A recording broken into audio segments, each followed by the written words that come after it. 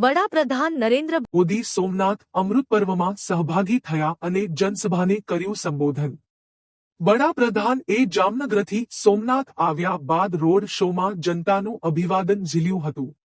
બાદમાં સોમનાથ મંદિરમાં મહાદેવની મહાપૂજા કરીને કુંભાભિષેક કર્યો હતો।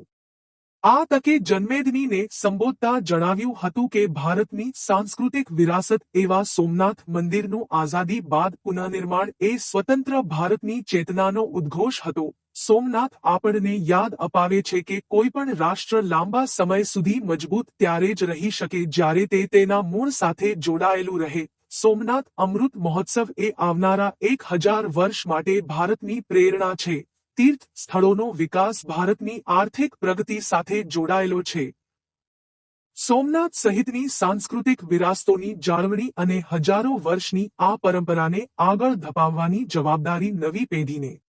जूनागढ़ जिल्लाने गौरव अपावती एकमात्र संस्था श्री पार्थ एकेडमी, ज्यां शिक्षको तेमज ट्रस्टीना मने एक ज सूत्र माटे छे कटिबद्ध, शिक्षण द्वारा श्रेष्ठता। અહીંના કાર્યક્ષેત્રની વાત કરીએ તો કેજી થી ધોરણ 10 અને 11-12 આર્ટ્સ કોમર્સ। તો આજે જ એડમિશન માટે સંસ્થાની મુલાકાત જરૂરથી લો। મૂળ ગોરેજ વલ્લભગઢ, માંગરોળ કેશોદ હાઈવે, તાલુકો માંગરોળ, જિલ્લો જૂનાગઢ। Mobile number 87 118 181 82।